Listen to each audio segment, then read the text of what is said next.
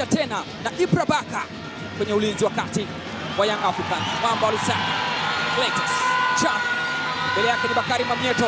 An option kulia na kushoto. Ameweka kwa Libase Geye.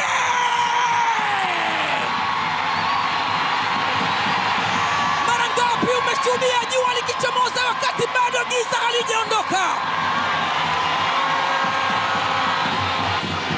Lipo jua ambalo linachoma, lakini usihisi maumivu ya kuchomwa na jua hilo.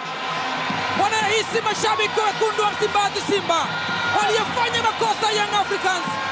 Akashika bakora Mwamba Lusaka Chama. Alikuwa na option kulia na kushoto. Alipoona ni upande wake wa kulia na Libase Geye, akasema hakuna kujiuliza mara mbili, siwezi kufanya makosa. Anaiandikia Simba goli la kuongoza. Makosa aliyofanywa na Israel Patrick Mwenda. Clatous Chota Chama, lecturer, akatoa darasa la namna gani pasi inapigwa kwenye nafasi bila kulisivu. Libase Geye anamtesa Djigui Diarra, macho yake anageuka na kutazama, nyeupe limezama kwenye nyavu. Bao la kwanza. Atibua mipango Jospin Loemba.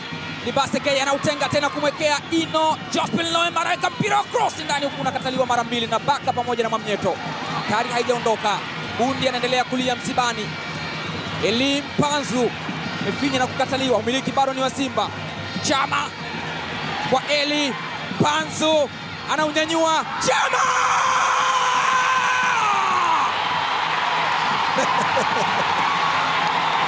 Meja Jenerali Samuel, ushuhudie maajabu. Na ni maajabu yanayotoka kwa aliyezoea kufanya maajabu. Anayefurahi ni Steve Becker, anayeghadhibika ni Pedro Gonçalves. Hakuona hiki kikija. Angalia kazi anayoifanya Elie Mpanzu. What a magic! Nini kinatokea? Pasi ya kuchuchumia ya Elie Mpanzu, and what an acrobatic from Clatous Chota Chama. Clatous Chota Chama kwao ni ndola, lakini anaonyesha namna ambavyo anaweza kuadhibu waajiri wake wa zamani. Ni huyu hapa Kibisawala, imepigwa kutoka Kongo na inamaliziwa ndola Zambia, inakaa kwenye net. Ni Maxi katika umiliki. Anajaribu kuweka cross ndani huko. Bado Dube!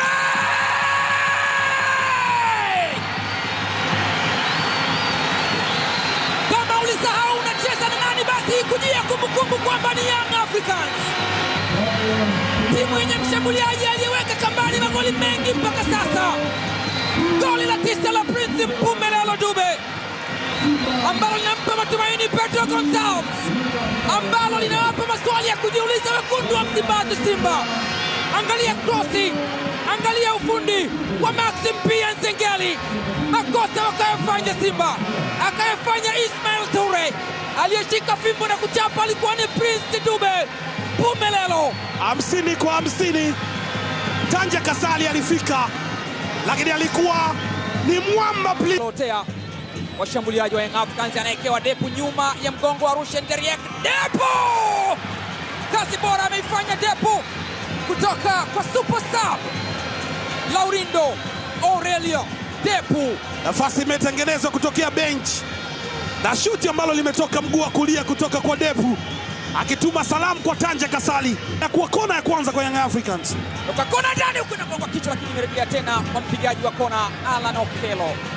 Okello na kona nzuri ndani huku inakataliwa na inatolewa nje. Inazaliwa kona nyingine. Nawekwa kona tena ndani, anatoka Kasali, wanaocheza pamoja na walinzi wake wanaondosha hatari. Wamefagia lakini bado taka zingali kwenye kibaraza cha Simba. Pacoma anaweka cross! And what a goal from the captain himself! Bakari Nondo Mwamnyeto! Inafahamika siku zote, lakini nyundo ni Bakari Nondo Mwamnyeto, na ni nyundo inayogongelea msumari katika nyoyo za wekundu wa Msimbazi Simba. Ilifanyika partial clearance, akaekewa tena Pako Msuswa, ikawekwa cross, akaicheza Kasari, lakini aliiweka kwenye miguu ya Bakari Mwamnyeto, ambaye hajafanya makosa. Wanarejea tena wananchi, hawa ni Young Africans. Rebound ya mpira ambao ulichezwa na Tanja Kasari baada ya kichwa kwenda hewani. Prince Mpumelelo Dube ni kama alikuwa anadai chenji hivi, akautema. Kapteni mchezo wake wa 10 na bao lake